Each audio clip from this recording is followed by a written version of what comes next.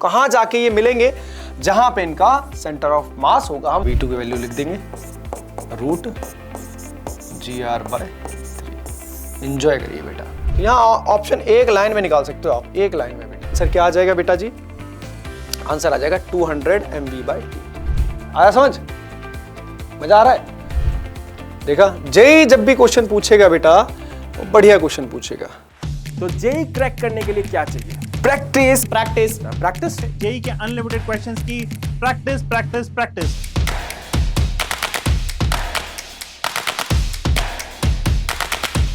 चलिए सबसे पहले हम लोग चैप्टर वेटेज के बारे में बात करते हैं। So will be starting with the trend analysis. तो आज मैं पूरा का पूरा जो पेपर है वो आपके साथ डिस्कस करूंगा। आप चैट में मेरे साथ बने रहिए और जो भी आपका क्वेरी है I will be taking that query as well. बहुत ही इंपॉर्टेंट चैप्टर है जेई के पॉइंट ऑफ व्यू से। अगर आपको और ज्यादा क्वेश्चन सॉल्व करने हैं तो डिस्क्रिप्शन बॉक्स में एक लिंक दिया हुआ है, open the link.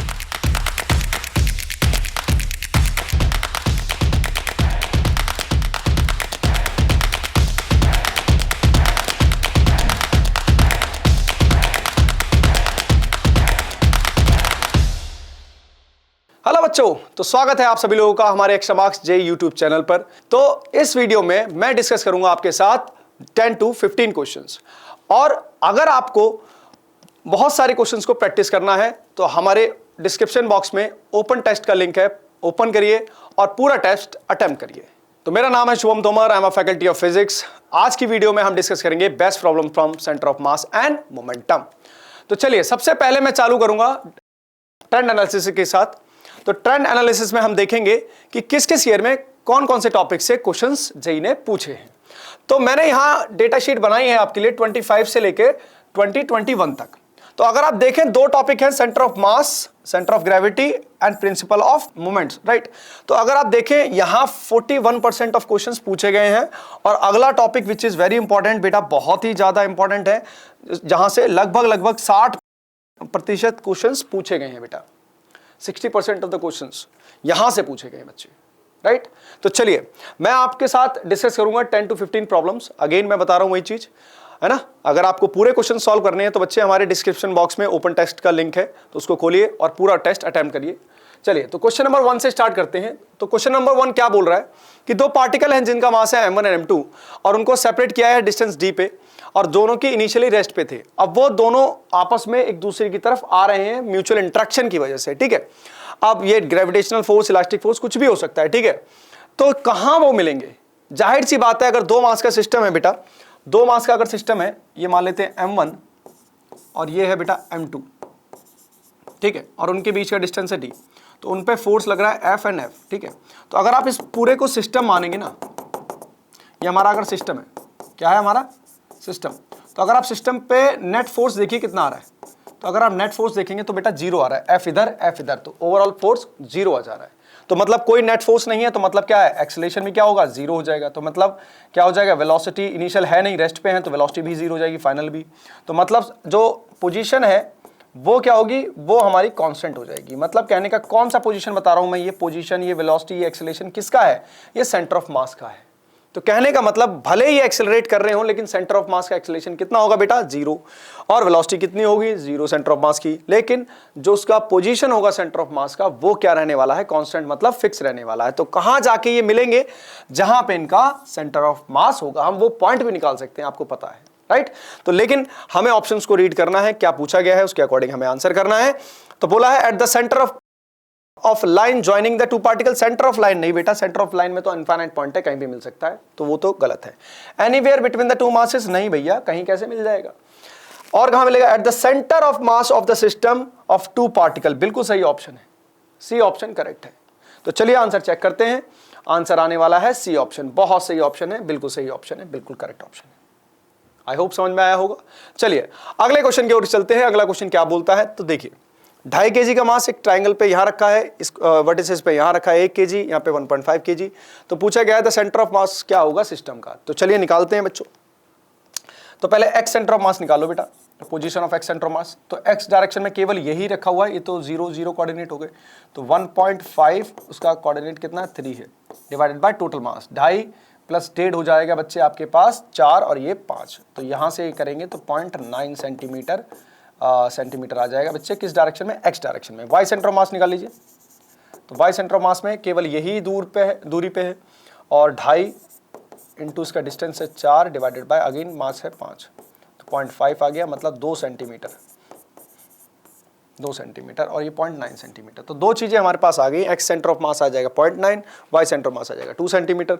Option read करेंगे बेटा, 2 सेंटीमीटर राइट नहीं बेटा, राइट में तो अपना 0.9 आ रहा है ना, 2 सेंटीमीटर राइट नहीं, एक बार देखिए बच्चे, राइट का मतलब इस साइड कितने पर है 0.9 पे, तो 0.9 किस में आ रहा है 0.9 सेंटीमीटर राइट, हाँ बिल्कुल सही है, ये ऑप्शन ठीक है, डी ऑप्शन दिख रहा होगा, x सेंटर ऑफ मास और y सेंटर ऑफ मास बिल्कुल सही है, ठीक है। I hope you understood this question, right, answer भी आ जाएगा इसका डी ऑप्शन। चलिए तो आगे बढ़ते हैं, अगला क्वेश्चन है कि distance of centre of mass from the one and, ये दे दिया एक रॉड है, उसका डेंसिटी दे दिया, लीनियर मास डेंसिटी kg पर मीटर है, और बोला है कि उसका जो सेंटर है, सेंटर ऑफ मास है, वो एंड ए से कितना दूरी पे है 3l बाई अल्फा, तो अल्फा की वैल्यू बतानी है। मान लीजिए ये रॉड है आपकी, तो यहाँ से आपका जो डेंसिटी है, मतलब ये लैम्डा जो है, लैम्डा या रो मान लो, वो दे दिया rho naught into linear mass density है बेटा, याद रखिएगा x square by L square. तो यहाँ से अब क्या करेंगे, आप यहाँ से ए पॉइंट है, ए से आप x डिस्टेंस पे जा रहे हैं, तो यहाँ जाके आप छोटा सा एक एलिमेंट लीजिए dx लेंथ का, जिसका मास कितना होगा बेटा, इसका मास dm हो जाएगा, dm वो क्या लिखोगे आप, डेंसिटी इंटू लेंथ dx, ठीक है ना। तो अब यहाँ से मुझे क्या करना है, हमें सेंटर ऑफ मास की डेफिनेशन पता है, तो क्या करने जा रहे हैं, सेंटर ऑफ मास क्या करेंगे बच्चे, तो x सेंटर ऑफ मास मान लीजिए x डिस्टेंस पे है, x सेंटर ऑफ मास बोलेंगे बेटा x, ये पॉइंट मास हो गया, ये पॉइंट मास है x dot dm divided by dm, ठीक है। अब कहाँ से कहाँ इंटीग्रेट करना है बच्चे, x इक्वल टू 0 से लेके x इक्वल टू पूरी लेंथ है l इसकी, तो 0 से l लेंथ कर दीजिए, 0 से l लेंथ कर दीजिए। सो dm कितना आएगा बच्चे, dm मान लो, dm क्या लिखा है, रो इंटू dx, चलिए लिख देते हैं, rho into dx divided rho into ये dx आ गया आपका इंटू x, ठीक है, x लिख दीजिए यहाँ पे, चाहे तो यहाँ लिख दीजिए, कोई दिक्कत नहीं है, यहाँ आ जाएगा रो इंटू dx, बहुत बढ़िया। आगे चलिए, x सेंटर ऑफ मास बेटा, x सेंटर ऑफ मास, अब रो का वैल्यू डालेंगे यहाँ से, रो नॉट ये कांस्टेंट है, बाहर निकालिए इसको इंटीग्रेशन से, 1 minus x square by L square, और ये x तो था ही पहले भी, नॉट dx, यहाँ पे नीचे क्या आएगा, रो बाहर निकाल लीजिए, रो नॉट इंटीग्रेशन में 1 minus x square by L square है बेटा, डॉट dx लिख दीजिए, ठीक है। तो रो नॉट तो कैंसिल हो जाएगा बच्चे, कांस्टेंट टर्म है, राइट। अब यहाँ से x को मल्टीप्लाई कर दीजिए अंदर, तो जैसे ही मल्टीप्लाई करेंगे बच्चे आपके पास आएगा x minus x square x cube by L square dot dx, और यहाँ आएगा बच्चे आपके पास 1 minus x square by L square. अब बेटा एक ही काम है हमारे पास, धर्म क्या कहता है, धर्म कहता है इंटीग्रेट कर दो, इंटीग्रेट कर दे, तो चलिए एक्स स्क्वायर बाई 2 बेटा माइनस एक्स की पावर 4/4 एल स्क्वायर, 0 से l तक लगाएंगे लिमिट, यहाँ भी x माइनस एक्स क्यूब बटा 3 एल स्क्वायर, 0 से l, ठोक दीजिए, वैल्यू डालिए। तो जैसे ही वैल्यू डालेंगे बच्चे, तो जैसे ही वैल्यू डालोगे बच्चे आप, तो हमारे पास आ जाएगा x सेंटर ऑफ मास, यहाँ डालो, यहाँ आ जाएगा L square bye 2 minus L की पावर 4 बाय 4 एल स्क्वायर, तो मतलब एल स्क्वायर बाय 4 बचेगा केवल, और नीचे क्या बचेगा, ये बचेगा L minus L cube by 3 L square है ना, तो एल क्यूब में से एल स्क्वायर घटा दो, तो मतलब डिवाइड कर दो, तो कितना बचेगा एल बाय 3। तो चलिए आगे सॉल्व करेंगे, ये आ जाएगा मेरे पास L by 4, L square by 4, और मेरे पास डिनोमिनेटर में क्या आ रहा है 2l बाय 3, 2l बाय 3, ठीक है ना। तो एक l से l चला जाएगा, तो यहाँ आ जाएगा 3l बाय 8। अब ये इसी टर्म में आंसर दिया 3l बाय अल्फ़ा, तो अल्फ़ा का वैल्यू यहाँ से दिख रहा है आपको, ये कितना आ रहा है 3l बाय 8, तो मतलब अल्फ़ा का वैल्यू जो आ जाएगा वो कितना आ जाएगा बेटा, अल्फ़ा का वैल्यू आ जाएगा, अल्फ़ा विल बी 8। चलिए आंसर चेक करते हैं, क्या आंसर आएगा। आंसर आ जाएगा बच्चे हमारे पास, दैट इज 8। आई होप समझ में आया। तो बच्चों अगर ऐसे क्वेश्चंस की अगर आपको प्रैक्टिस करनी है तो हमारे पोर्टल पे एक बहुत ही बढ़िया फीचर है ना, एआई की एक्स्ट्रा पावर की मदद से, एक्स्ट्रा पावर। अब ये क्या है, अब इसमें एक फीचर है बच्चे जिसको हम बोलते हैं पावर क्वेश्चन। क्या बोलते हैं? Power question. अगर आपको सिमिलर वैरायटी क्वेश्चन की चाहिए ना, मतलब ऐसे क्वेश्चन सर मुझे और प्रैक्टिस कर रहे हैं तो मुझे एक नया क्वेश्चन दो सो दैट मैं प्रैक्टिस कर लूं, है ना, तो आप उस पर क्लिक करिए पावर क्वेश्चन पे, तुरंत वो डेटा चेंज करेगा और जैसे ही डेटा चेंज करेगा आपके पास नया क्वेश्चन बन के आ जाएगा और उसको प्रैक्टिस करिए, उसका आंसर निकालिए। बहुत ही सिंपल चीज़ है, बहुत ही यूनिक चीज़ है, बहुत ही यूनिक फीचर है। चलिए माय डियर आगे बढ़ते हैं, अगला क्वेश्चन देखते हैं।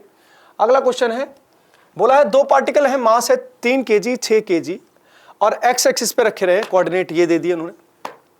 3 kg का मास बोल रहा है शिफ्ट किया ओरिजिन से, तो 6 kg का मास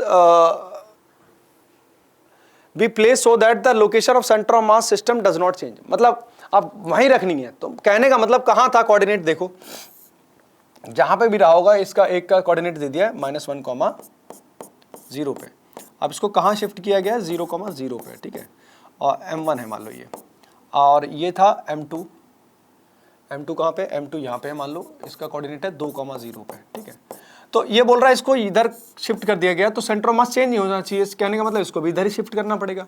तो मान लो इसको x1 किया विच इज अब यहाँ से यहाँ तक करने में कितना हो गया 1, तो यहाँ से मान लीजिए x, तो देख लेते हैं m1 x1, आप जानते हैं सेंटर ऑफ मास की पोजीशन चेंज नहीं होगी, तो m1 x1 equal to m2 x2, तो m1 कितना है 3 kg, 1 equal to 6 kg into x2, तो x2 निकाल लेता हूँ मैं, ठीक है। x2 कितना आ जाएगा 1/2, तो मतलब ये 2 पे था, 1/2 शिफ्ट हुआ तो यहाँ कितना बचेगा 3/2, 0।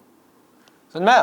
तो यहाँ ऑप्शन एक लाइन में निकाल सकते हो आप, एक लाइन में बेटा, कुछ करना ही नहीं है, एक ही लाइन में आंसर है, बहुत ज़्यादा कुछ किया मैंने।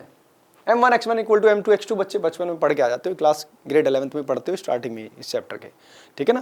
तो इजी फॉर्मूला है, इजी क्वेश्चन है, हो जाएगा, ठीक है। चलिए आगे बढ़ते हैं, अगला क्वेश्चन है बच्चे। तो क्वेश्चन बोल रहा है कि 8 kg का मास है, ठीक है, और उस पर y डायरेक्शन में प्लस y डायरेक्शन में हमने फोर्स लगाया कितना 16 न्यूटन, राइट। 8 kg का मास था, उस पर हमने फोर्स लगाया 16 न्यूटन, किधर? प्लस y डायरेक्शन में, ठीक है बेटा। अगला जो बॉडी है उसका भी मास कितना है?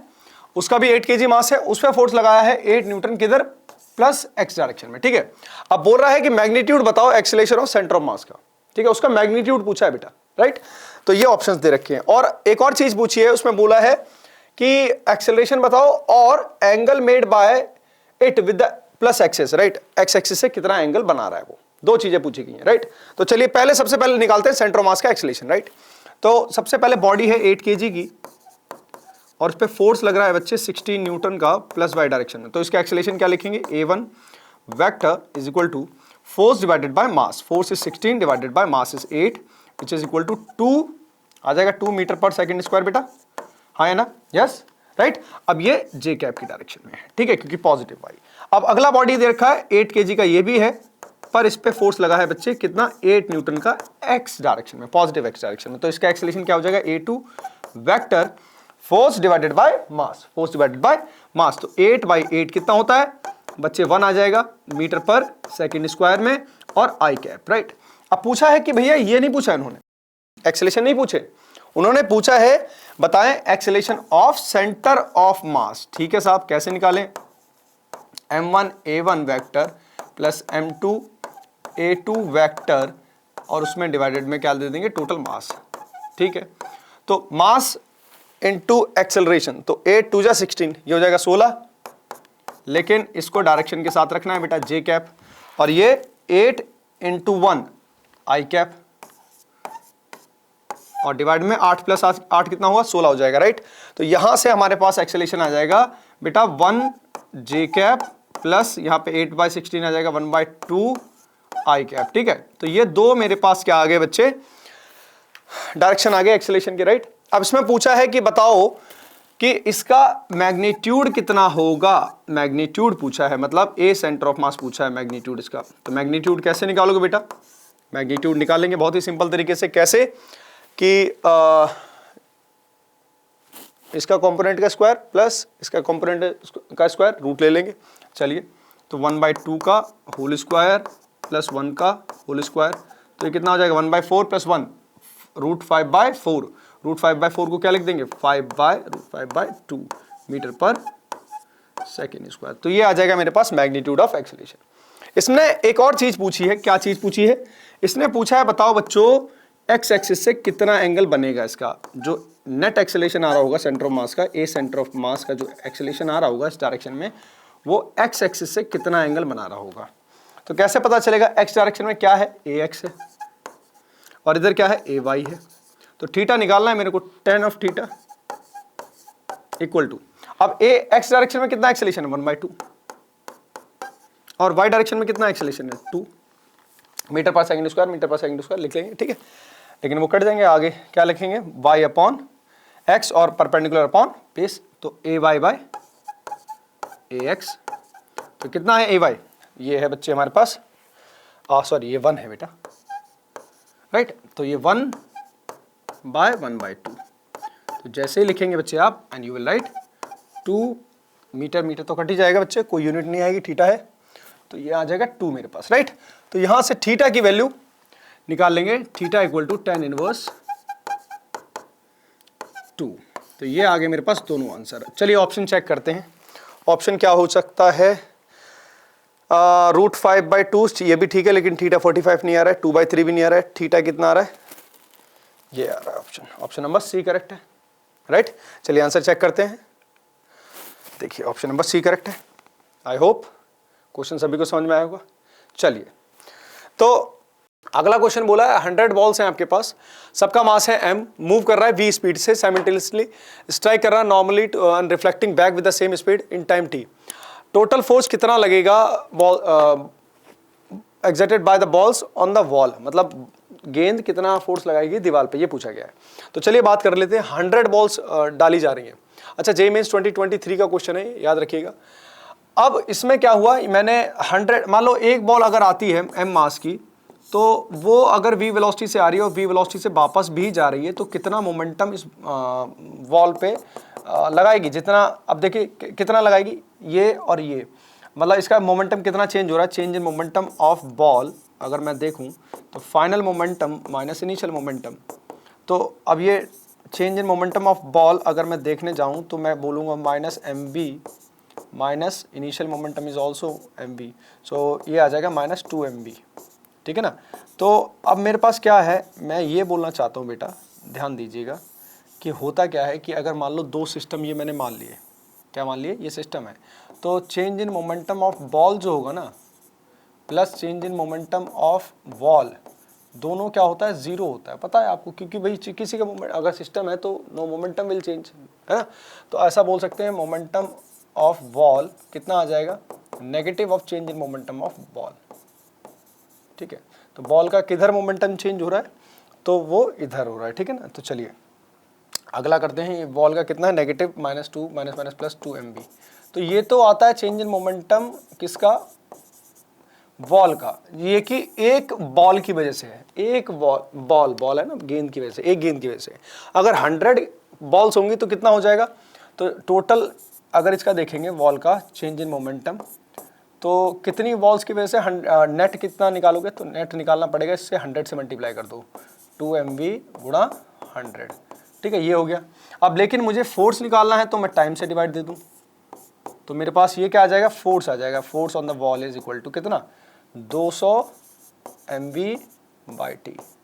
तो एक लाइन में आंसर आता है। हालांकि एक फॉर्मूला भी होता है, अगर मान लो जैसे कई बार रेट दे देता है, एन का वैल्यू दे देगा, एन पर सेकेंड, राइट, तो हमारा फॉर्मूला भी याद रखिएगा, अगर परफेक्टली इलास्टिक कोलिजन मतलब रिफ्लेक्ट बैक होकर आ रही है तो 2mnv फॉर्मूला हो जाता है। अगर वो केवल चिपक जा रही है तो फॉर्मूला हो जाता है बच्चे mnb, ठीक है ना। पार्शियली है तो उसके लिए 1 + e समथिंग आ जाएगा, ठीक है। आगे बढ़ते हैं, आई होप समझ में आया होगा, आई होप समझ में आया, राइट। चलिए तो आंसर चेक करेंगे, आंसर क्या आ जाएगा बेटा जी, आंसर आ जाएगा 200 mv/t, ठीक है। आई होप समझ में आ गया। चलिए आगे बढ़ते हैं नेक्स्ट क्वेश्चन की ओर।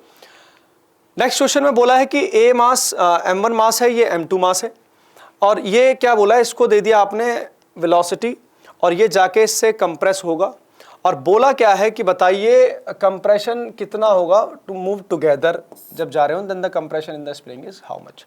तो जब ये साथ जाने लग जाएंगे तो कितना कंप्रेशन होगा। तो भाई इसमें दो चीजें लगेंगी, पहला तो मोमेंटम कंजर्वेशन, दूसरा एनर्जी कंजर्वेशन। क्यों मोमेंटम? क्योंकि नेट फोर्स सिस्टम पे जीरो है, ठीक है, कोई फ्रिक्शन वगैरह नहीं है।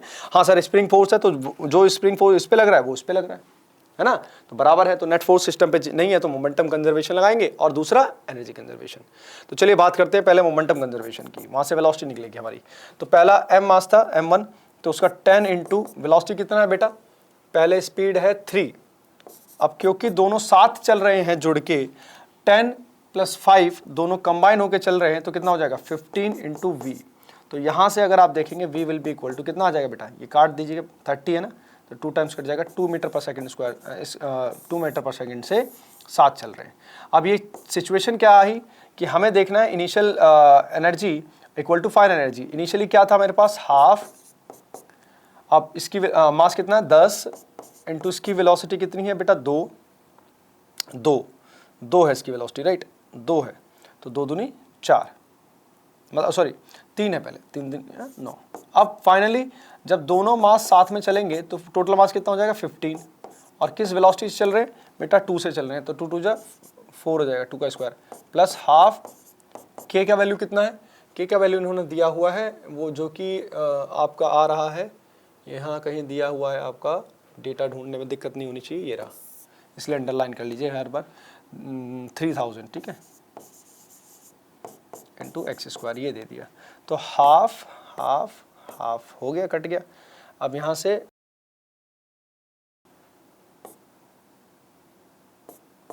ये 90 आएगा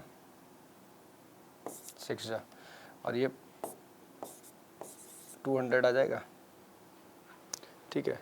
तो 6 - 4 कितना आएगा, 6 - 4 इज 2, और divided by 200 equal to X square, तो ये आ जाएगा 1/100।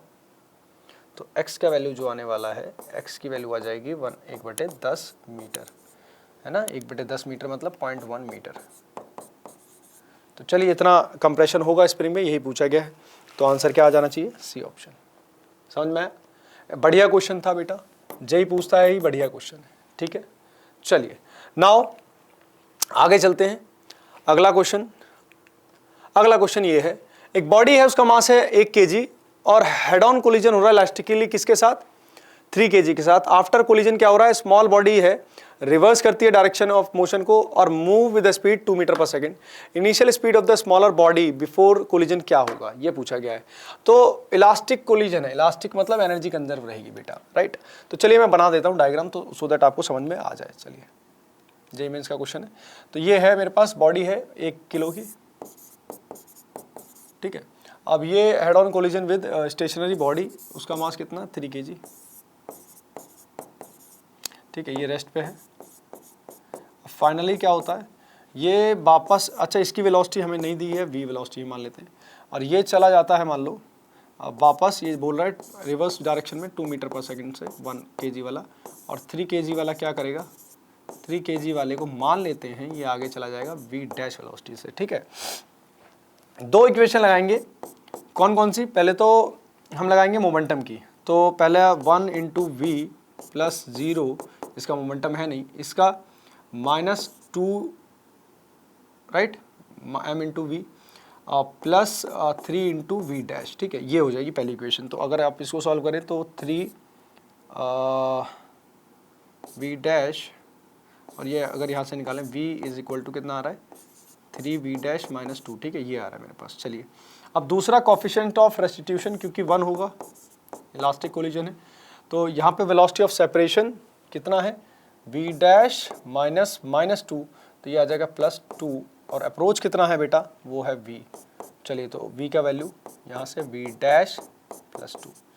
बोला क्या है, इनिशियल स्पीड निकालनी थी, मतलब यहाँ से एक काम करो v डैश की वैल्यू निकालो, तो हमें v डैश की वैल्यू तो चाहिए नहीं, या तो एक काम करो यहाँ पे v की वैल्यू डाल दो, तो ये v dash +2 equal to 3 v dash -2, तो ये इधर आएगा 4, और ये आ जाएगा 2 v डैश, तो v डैश की वैल्यू जो आ जाएगी 2 मीटर पर सेकंड आ रही है। तो लेकिन इन्होंने ये नहीं पूछी है, उन्होंने पूछी है ये, तो ये आ जाएगी 2 + 2, तो आ जाएगी मेरे पास टोटल 4 मीटर पर सेकेंड। समझ में आई बात? समझ में आया? तो बस कुछ नहीं करना है, बहुत ही सिंपल क्वेश्चन है, साधारण क्वेश्चन है। आंसर पूछा गया था कितना आएगा, 4 मीटर पर सेकेंड। आंसर निकाल के आगे बढ़ जाएंगे, खुशी से नाचने लगेंगे। ठीक है, बहुत अच्छा क्वेश्चन है। आगे चलते हैं अगला क्वेश्चन की ओर। अगला क्वेश्चन बोला है बेटा कि एक बॉल है और ड्रॉप किया फ्रॉम अ हाइट 20 मीटर। ठीक है, the coefficient of restitution between the ball और फ्लोर वो है 0.5। ठीक है, हिट करने के बाद बॉल रिबाउंड कितनी हाइट तक कर जाएगी। तो बहुत ही बढ़िया क्वेश्चन है यार, ये जेई का है 2023 का। तो अगर आप देखें यहाँ से गिरा 20 मीटर से, तो ये 20 मीटर है। 20 मीटर के बाद वेलोसिटी आ जाएगी मान लो v1। ठीक है, तो ये हाइट है h which is equal to 20 metre. तो यहाँ कितनी वेलोसिटी आ जाती है, √2gh। तो v1 आ जाएगा मेरे पास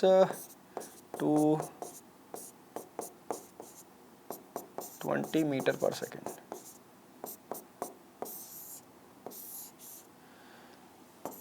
ठीक है, अब इसके बाद बोल रहा है कि भैया ये जो रिबाउंड होके वापस जाएगी कितनी हाइट तक जाएगी। मान लो v' से ये v2 से जा रही है मान लो, तो अब ये कोफिशिएंट ऑफ रेस्टिट्यूशन तो दे ही दे रहा है। अब वो होता क्या है, e की वैल्यू कितनी दे दी है उसने, दे दी है 0.5 है भाई साहब। वेलोसिटी ऑफ सेपरेशन v2 और अप्रोच क्या था v1। तो मैं तो जनरली क्या करता हूँ, मल्टीप्लाई कर देता हूँ इनिशियल वेलोसिटी को कोफिशिएंट ऑफ रेस्टिट्यूशन से, तो फाइनल वेलोसिटी निकल आती है। तो इसको मल्टीप्लाई कर दो v1 को, 20 × 0.5 आ जाएगा 10 मीटर पर सेकेंड। ठीक है ना, यहाँ से v1 की वैल्यू उठाओ, क्रॉस मल्टीप्लाई करो, एंजॉय करो, 10 मीटर पर सेकेंड से ऊपर जाएगा। तो अपने को पता है कि वेलोसिटी v2 वो क्या होगा, √2gh'। ठीक है ना, ये कितना है 10। अब स्क्वायरिंग बोथ साइड कर दो तो 100 आ जाएगा। तो 100 आएगा 2 × 10 × h'। तो h' की वैल्यू यहाँ आ जाएगी बेटा 5 मीटर। ठीक है ना, 10। अब ये आंसर आ जाएगा 5 मीटर। ठीक है, तो मतलब कितना उठेगी, 5 मीटर तक उठ जाएगी। ये आंसर आया समझ, मजा आ रहा है। चलिए आगे चलते हैं नेक्स्ट क्वेश्चन की ओर। अगला क्वेश्चन बोल रहा है बच्चे, ये पेंडुलम था ऐसे, और ये यहाँ से रिलीज किया गया और यहाँ पे m/2 का मास पड़ा हुआ है ये, और ये इस पे हिट करेगा। अब क्या बोल रहा है कि हिट करने के बाद उसकी वेलोसिटी बतानी है। इलास्टिक कोलिजन है, इन्होंने बोला है कोलिजन कैसा है, इलास्टिक है। ठीक है, आफ्टर द कोलिजन मैग्नीट्यूड बताना है बॉब ए का आफ्टर द कोलिजन। चलिए, बहुत ही सुंदर क्वेश्चन है और ये जेई 2025 में पूछा गया था। तो जैसे ये यहाँ पे है, तो अगर आप ये हाइट देखें, ये कितना हो जाएगा, मान लीजिए l है ये, तो l/2 हो जाएगा, l cos 60। l cos 60 कितना होता है, l/2 हो जाएगा ना, cos 60 की वैल्यू 1/2, राइट। तो ये वाली हाइट कितनी हो गई, ये भी हो जाएगी l/2, क्योंकि यहाँ तक ही तो है ये, है ना। तो ये बोल रखा है पूरा, ठीक है, यहाँ तक आएगा ऐसे करके पूरा, है ना। तो यहाँ पे ये l/2 हो गई। तो यहाँ से जैसे रिलीज करोगे तो यहाँ पे अब अच्छा l मतलब ये स्ट्रिंग का लेंथ जो है वो l नहीं है, r दे रही है, तो r कर लो इसको, कोई दिक्कत नहीं है ना। r हो गया, तो ये r हो जाएगा, ठीक है, r/2। तो मैं ये बोलूँगा, मुझे क्या करना है कि जैसे रिलीज करा तो यहाँ पे वेलोसिटी पहले कितनी आ जाएगी वो देख लो। पहले वेलोसिटी कितनी आ जाएगी, एनर्जी कंजर्व करो यहाँ से लेके यहाँ तक। तो यहाँ पे पहले पोटेंशियल थी mgr/2 equal to half mv², v1² लिख दो। तो m से m चला गया, 2 से 2 चला गया, तो v1 का वैल्यू आ गया √gr, ठीक है। अब यहाँ आएगा मज़ा, क्या आएगा बेटा, अब मोमेंटम कंजर्व करूँ। तो अब ये एक लेवल पे आ गए। तो पहली वेलोसिटी मैंने निकाल ली, पहली वेलोसिटी है v1 की वैल्यू पता है मुझे। ये मास है ma है ना, जो कि है मास m ही है, दोनों m है शायद, दोनों m है शायद, नहीं एक m है, m/2 है। तो m की वेलोसिटी कितनी है वो मान लेते v1 है, और ये जो है m/2 रेस्ट पे है। लेकिन आफ्टर कोलिजन क्या होगा, आफ्टर कोलिजन मान लीजिए m, इसकी वेलोसिटी हो जाती है v2 m की, और इसकी वेलोसिटी हो जाती है v3 इसकी m/2 की। तो पहले तो मोमेंटम कंजर्व करो। तो मोमेंटम कंजर्व करोगे mv1 equal to mv2 plus m/2 v3। तो m से m तो पहले काट दो, तो v1 equal to V2 plus V3/2, ठीक है। तो 2 की मल्टीप्लाई कर दोगे, यहाँ से एक इक्वेशन आपको कलेक्ट कर लोगे, 2V1 equal to 2V2 plus V3, ठीक है। मुझे चाहिए क्या, V2 चाहिए भैया, ये पूछा है, एक ही वेलोसिटी बतानी V2, तो मैं क्या करूँगा, V3 को अलग हटा देता हूँ, अलग थलग कर देता हूँ। तो V3 इक्वल टू आ जाएगा मेरे पास 2 टाइम्स V1 माइनस V2, ठीक है, ये आ गया मेरे पास। अब मैं यहाँ रखने जा रहा हूँ कोफिशिएंट ऑफ रेस्टिट्यूशन की इक्वेशन, ठीक है। E इक्वल टू 1 है, velocity of separation divide by velocity of approach. Separation कितने से हो रहा है, तो मैं बोलूँगा V3 माइनस V2, और अप्रोच कितने से हो रहा था, V1 से। तो V3 माइनस V2 की जो वैल्यू आएगी V1 आ जाएगी।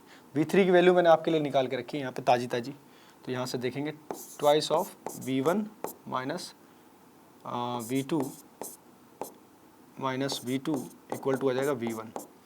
तो यहाँ से ये जा रहा है 2 times V1 minus 2 times V2 minus V2 equal to V1। तो V1 जब एक इधर आएगा तो V1 बचेगा इधर, 3 V2 बचा है। तो मतलब V2 की जो वैल्यू आने वाली क्या, कितनी आ जाएगी, V2 की जो वैल्यू आ रही है बेटा, यहाँ से V2 की जो वैल्यू आएगी V1/3 आ जाएगी। और V1 की वैल्यू है कितनी है, √GR/3। तो V2 की वैल्यू लिख देंगे √GR/3। एंजॉय करिए बेटा। देखा, जेई जब भी क्वेश्चन पूछेगा बेटा, वो बढ़िया क्वेश्चन पूछेगा, तो कितना आ जाएगा, ये आ जाएगा, ये ऑप्शन। आई होप समझ में आया होगा, आ गया मज़ा। तो आंसर आ जाएगा हमारे पास कौन सा, ए ऑप्शन। बहुत ही सुंदर, बहुत ही अच्छा, समझ में आ गया। चलिए अगले क्वेश्चन की ओर बढ़ते हैं। अगला क्वेश्चन क्या बोल रहा है, अगला बोल रहा है कि पार्टिकल है, उसका मास m है, उसकी इनिशियल स्पीड ui है, ठीक है। परफेक्टली इलास्टिक कोलिजन है 3m के साथ, जो कि रेस्ट पे है। It moves with the velocity vj cap after collision, ठीक है। तो v की वैल्यू क्या हो जाएगी, मतलब जो फाइनल वेलोसिटी है उसकी वैल्यू क्या हो जाएगी, ये पूछा गया है। तो चलिए v की वैल्यू लिख देते हैं, क्या हो जाएगी। तो साहब v की वैल्यू अगर आप देखें, v की वैल्यू मतलब ये v फाइनल जो है वो कितना हो जाएगा, ये पूछना चाह रहा है, ठीक है। निकाल देते हैं, चलिए निकालें। तो कैसे निकालेंगे बच्चे, सबसे पहले हमें मास m दिया हुआ है, उसकी वेलोसिटी है ui कैप, ठीक है। और फिर इसके साथ दूसरा मास जो है 3m का, वो की जो कि रेस्ट पे है, रेस्ट पे है। और फिर इसके बाद क्या हुआ, इसकी वेलोसिटी जो थी, इसकी it moves with the velocity v cap after the collision, मतलब पहला वाला जो है v j कैप में चला गया, ठीक है, m मास। और 3m की वेलोसिटी हमें नहीं पता कितनी होगी, v वेक्टर मान लेते हैं 3m की। तो चलिए मोमेंटम कंजर्वेशन लगाइए, m into U I cap plus ये 0 equal to m into V J cap plus 3m into V vector. तो m ये कट गए, तो 3v वेक्टर क्या आ जाएगा, u I cap minus V J cap, ठीक है, ये आ गया। तो v की वेलोसिटी की वैल्यू आ जाएगी u I cap minus V J cap divided by 3। तो ये आ गया मेरे पास, बढ़िया है।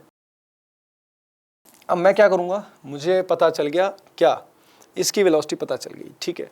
अब एक काम करते हैं यार, कोफिशिएंट ऑफ रेस्टिट्यूशन तो बहुत कॉम्प्लिकेटेड हो जाएगा, एक काम करते हैं एनर्जी कंजर्वेशन लगा लेते हैं। एनर्जी कंजर्वेशन लगाइए, तो कितना है, हाफ m इसका स्क्वायर मैग्नीट्यूड का स्क्वायर, क्योंकि एनर्जी तो कोई वेक्टर क्वांटिटी है नहीं, स्केलर में लेना, मैग्नीट्यूड लेंगे।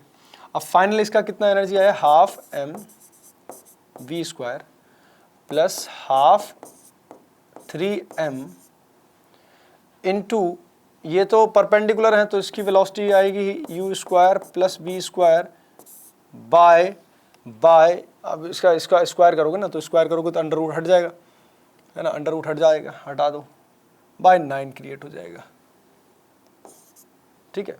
तो चलो half and half cancel, m और m कैंसिल, ये आ जाएगा u square equal to v square plus u square plus v square by 3, है ना। तो अब आ जाएगा 3u square equal to 3v square plus u square plus v square. तो जैसे ही आप सॉल्व करोगे इसको, तो यू स्क्वायर 2u² बचेगा ये, और ये बचेगा 4v²। तो यहाँ से v² आ जाएगा u²/2। अब यहाँ से v की जो वैल्यू आ जाएगी बच्चे, v की जो वैल्यू आएगी वो आएगी √, मतलब ये तो आ जाएगा u तो बाहर आ जाएगा u/√2, है ना। तो ये आ जाएगा आपके पास फाइनल वेलोसिटी जो टकरा के जाएगी। तो क्या किया हमने मोमेंटम कंजर्वेशन और यहाँ पे एनर्जी कंजर्वेशन, दो चीज़ें लगाई हैं बेटा हमने, और उसके बाद हमारा आंसर आ गया है। तो इक्वेशंस आपको अप्लाई करना आना चाहिए। चलिए चेक करते हैं, आंसर आएगा u/√2। आई होप समझ में आ गया होगा। सो अगला क्वेश्चन, तो अगला क्वेश्चन है कि बोला है दो पार्टिकल हैं, इसका मास है m और हैव रिस्पेक्टिव इनिशियल वेलोसिटीज ये और ये। The collide completely inelastic, there energy loss in this process. तो इनइलास्टिक कोलिजन है, तो मतलब दोनों साथ में जाएंगे फिर, राइट। तो चलिए पहले वाले का वेलोसिटी है u_i और अगले का वेलोसिटी है m, मास है इसका वेलोसिटी है u_i प्लस j, ठीक है, बाय 2, ठीक है साहब। तो अगर आप देखें फाइनल वेलोसिटी, जब ये दोनों को अगर आप साथ में देखेंगे तो उसका वेलोसिटी आ जाएगा v वेक्टर लेट से। तो अब मोमेंटम कंजर्वेशन की इक्वेशन लगाइए, mu_i plus mu_i plus j by 2, ठीक है, और यहाँ पे 2m v वेक्टर आ गया। तो m से m चले गए, तो यहाँ से जैसे ही इसको इधर लेके जाओगे 3u प्लस, ठीक है, 3u प्लस ये यहाँ से ये आ जाएगा आपके पास 3u, यहाँ से i में रहेगा आंसर, राइट, i j में दोनों में। तो यहाँ से आएगा u3u/2i प्लस ये आ जाएगा u into j by 2, u/2j, right, ये आ जाएगा दूसरा। और ठीक है ना, तो यहाँ पे तो 4 भी आएगा सॉरी, अगर मैं आपसे v वेक्टर लिखवाता हूँ, नहीं v वेक्टर लिखूँगा तो 4 नहीं आ जाएगा, यहाँ पे 8 आ जाएगा। देखो एक बार करो, इसमें कितना आ जाएगा, ये आ गया मेरे पास u vector plus u/2 is 3u/2i plus u_j by 2u_j 2v vector. तो यहाँ से अगर v वेक्टर की वैल्यू निकाली जाए तो v वेक्टर की वैल्यू आएगी 3/4u_i प्लस u/4j, राइट। तो ये आ जाएगा मेरे पास, समझ में आया।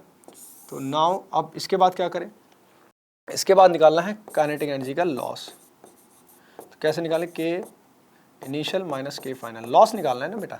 तो इनिशियल कितना है, हाफ m, इसका वेलोसिटी कितना था u², मैग्नीट्यूड लिखना है, काइनेटिक एनर्जी स्केलर क्वांटिटी है m, इसका ये आएगा √2/2, तो u/√2 u²/2 माइनस कर दीजिए, किससे माइनस करना है, माइनस कर दो बेटा फाइनल से। फाइनल कितना है बच्चे, इसका मैग्नीट्यूड अगर आपसे मैं पूछूं कितना आएगा, मैग्नीट्यूड बच्चे बताएंगे 3/4 मतलब 6, ये आ जाएगा बच्चों 9 और ये 10 √10/4 ये आ जाएगा मेरे पास, ठीक है।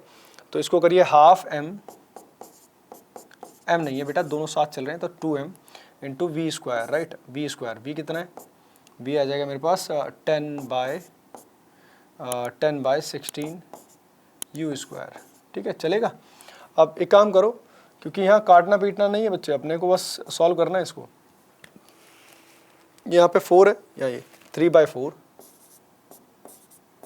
mu² माइनस ये कितना आ रहा है, ये यहाँ थोड़ा सा काटेंगे, ये 2 से ये 8 बचेगा और ये 5 बचेगा, ये 4 आएगा, तो ये आएगा 5/8 mu²। बेटा थोड़ा सा सॉल्व करना है बस। अब यहाँ से 6 माइनस 5 mu²/8, तो जैसे ही देखेंगे अगर आप काटेंगे तो आपके पास आंसर आ जाएगा mu²। चलिए ये आ गया मेरे पास, आई होप समझ में आ गया होगा, राइट। तो ऑप्शन नंबर चेक करिए कौन सा आ रहा है, ऑप्शन नंबर डी आ रहा है, बिल्कुल सही है। चले आगे, चले मूव। चलिए अगला क्वेश्चन देखेंगे, आंसर चेक करिए पहले इसका आंसर आ रहा है ये, ठीक है। ओके चलिए आगे देखते हैं। ये क्वेश्चन है बहुत ही प्यारा क्वेश्चन है, सिंपल क्वेश्चन भी है, राइट। इसमें पूछा है कि ये इसको कांस्टेंट वेलोसिटी से मैं मतलब कांस्टेंट फोर्स से मैं इसको खींच रहा था, एम नॉट मास था इनिशियली इसका, और मैंने सैंड को डालना चालू किया म्यू रेट से, ठीक है। तो अब हुआ क्या कि वेलोसिटी बताओ इस कार्ट की, इनिशियली ये रेस्ट पे था, ठीक है, स्मूथ हॉरिजॉन्टल ग्राउंड है, कुछ नहीं है ये वाला। अब इसके बाद क्या होगी किसी टाइम पे वेलोसिटी, ये पूछा है, एक लाइन का क्वेश्चन है बेटा, क्या है। अब देखो मैंने क्या किया, इस पे फोर्स लगाया। अब फोर्स लगाया तो बच्चे टी टाइम में उसका कुछ मोमेंटम चेंज होगा, राइट। अब कितना टाइम में, अब देखो उसका मोमेंटम चेंज होगा तो इंपल्स इक्वेशन लगाओ। इंपल्स में क्या होता है, delta P is equal to F delta T. तो मैंने क्या किया, final momentum minus initial momentum equal to force into time, मान लीजिए टी टाइम की बात कर रहा है। तो फाइनल मोमेंटम, इनिशियली तो इसका कोई मोमेंटम था नहीं, इनिशियली तो ये रेस्ट पे था, लिखा हुआ है ना। इनिशियली क्या है, जीरो है वेलोसिटी, ठीक है। फाइनल मोमेंटम क्या होगा, फाइनल मोमेंटम लिखेंगे मास। अच्छा फाइनल किसी टाइम टी पे मास कितना हो जाएगा, एम नॉट तो था ही कार्ट का मास, मगर टी टाइम में ये कितनी सैंड इसके ऊपर आ जाएगी, म्यू टी आ जाएगी ना। This is what the rate of sand which is falling on it, जो कि गिर रही है इस पे। तो म्यू रेट है तो टाइम से मल्टीप्लाई कर देंगे तो उतना मास आ जाएगा, राइट। तो चलिए अब इसमें क्या करेंगे, जैसे ही हमने इसको किया प्लस म्यू इंटू टी, ये आ गया इंटू वेलोसिटी, राइट, जो भी किसी टाइम टी पे आएगी। तो यहाँ से वेलोसिटी की वैल्यू निकाल देंगे, वेलोसिटी क्या आ जाएगी, F T by M not divided by T. एक लाइन में आंसर आ जाएगा इम्पल्स इक्वेशन से, ज़्यादा दूर जाना नहीं है। तो ऑप्शन चेक करेंगे बच्चे, बिल्कुल सही ऑप्शन है ए ऑप्शन, बिल्कुल करेक्ट है, कहीं मत दौड़ो कहीं मत भागो, ए ऑप्शन को सही मान के आगे बढ़ जाओ। आई होप ये डिस्कशन सभी को पसंद आया होगा। वैराइटीज ऑफ क्वेश्चन हमने सॉल्व किया। तो जल्दी से दोबारा ध्यान दिला रहा हूँ, ओपन टेस्ट का लिंक डिस्क्रिप्शन बॉक्स में दिया हुआ है, जाइए लिंक को खोलिए और पूरा पेपर अटेम्प्ट करिए, और हमारे यूट्यूब चैनल को सब्सक्राइब करें, इस वीडियो को लाइक करें। Thank you so much, bye bye, take care.